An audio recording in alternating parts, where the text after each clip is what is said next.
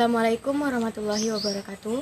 Perkenalkan, nama saya Maharani, NIM 3321273, kelas PSG, jurusan Perbankan Syariah S1, Fakultas Ekonomi dan Bisnis Islam.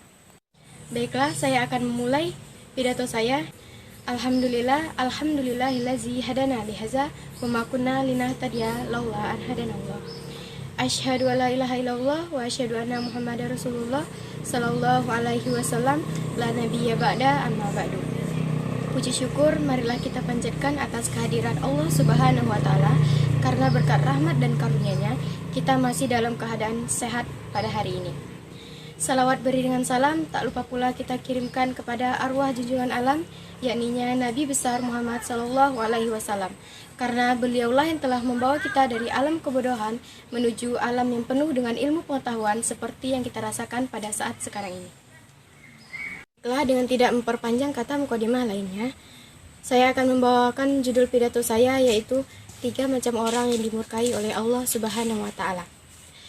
Teman-teman semuanya, tentu kita sudah banyak melihat atau mendengar ayat-ayat suci Al-Quran, bahkan hadis Nabi Muhammad SAW yang menerangkan bahwa kita tidak boleh menyakiti hati kedua orang tua kita. Bahkan mengatakan ci saja di depan mereka itu sudah tidak diperkenalkan, apalagi membuat atau melakukan sesuatu yang membuat hati mereka terluka. Karena kemurkaan dan keridhaan Allah Subhanahu wa taala tergantung kemurkaan dan keridhaan kedua orang tua kita. Rasulullah Shallallahu alaihi wasallam bersabda, yang artinya ada 3 macam orang yang Allah tidak akan memandang kepada mereka di hari kiamat, yaitu orang yang menyakiti hati kedua orang tuanya, orang yang gemar meminum khamar atau minuman keras, orang yang suka menyebut apa yang telah diberikannya. Baiklah, dari hadis Rasulullah Shallallahu alaihi wasallam dapat kita lihat bahwa terdapat 3 tipe manusia di mana kelak di akhirat Allah Subhanahu wa taala tidak mau memandang kepada mereka. Yang pertama, mereka yang dalam hidupnya tidak mempergauli kedua orang tuanya dengan baik, justru malah kerap sekali membuat hati keduanya terluka, terlebih kepada ibunya.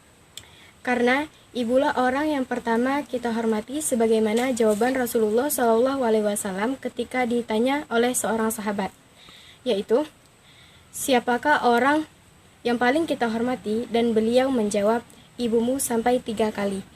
Baru setelah itu beliau menjawab, ayahmu. Untuk itu, marilah kita berusaha semampu kita untuk mengabdi dan berbakti kepada kedua orang tua kita. Kalaupun mereka sudah tidak ada, kita bisa mengirimkan doa untuk mereka, sebab tidak akan pernah putus doa anak soleh yang diajukan untuk kedua orang tuanya. Baiklah teman-teman yang berbahagia, adapun tipe manusia kedua yang Allah Subhanahu wa taala tidak akan memandang kepada mereka adalah mereka yang gemar minum minuman keras. Kita mungkin sudah banyak yang mengetahui tentang kerugian yang diakibatkan oleh minuman keras, baik itu bagi jasmani atau rohani, yang mana salah satunya adalah ketika kita telah dikuasai oleh minuman keras dalam artian teler. Maka di saat kita bisa berbuat apa saja, di mana kita tidak lagi dapat membedakan apakah yang kita lakukan itu baik atau justru membahayakan diri kita sendiri. Karena itulah Allah Subhanahu wa taala melarang keras meminum minuman yang memabukkan. Muslimin muslimah yang dimuliakan Allah, adapun golongan yang ketiga yang Allah tidak mau memandang kepada mereka kelak di akhirat adalah mereka yang suka menyebut-nyebut pemberiannya.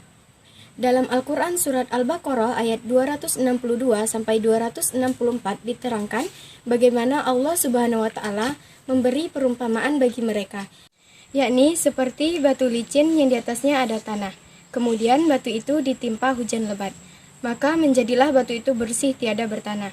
Yang berarti pahala sedekah orang yang suka menyebut-nyebut pemberiannya akan terhapus tiada berbekas sama sekali. Firman-Nya yang artinya, hai orang-orang yang beriman, janganlah kamu menghilangkan pahala sedekahmu dengan menyebut-nyebut dan menyakiti perasaan si penerima, seperti orang yang menafkahkan hartanya karena ria kepada manusia dan dia tidak beriman kepada Allah dan hari kemudian. Maka perumpamaan orang itu seperti batu licin yang di atasnya ada tanah. Kemudian batu itu ditimpa hujan lebat, lalu menjadikan dia bersih, tidak bertanah. Mereka tidak menguasai sesatu pun dari apa yang mereka usahakan, dan Allah tidak memberi petunjuk kepada orang-orang yang kafir. Surat Al-Baqarah ayat 264. Untuk itulah, jika kita menafkahkan harta kita, hendaklah ikhlas, tulus karena ingin mendapatkan ridho dari Allah Subhanahu wa Ta'ala, bukan mengharapkan sesuatu yang bersifat duniawi seperti pujian, sanjungan, ataupun balasan dari orang yang kita beri. Demikianlah yang dapat saya sampaikan pada kesempatan kali ini. Mudah-mudahan bermanfaat bagi kita sekalian, dan semoga kita tidak termasuk orang-orang yang mendapatkan murka dari Allah Subhanahu wa Ta'ala. Amin amin ya rabbal alamin. Billahi taufiq wal hidayah. Wa assalamualaikum warahmatullahi wabarakatuh.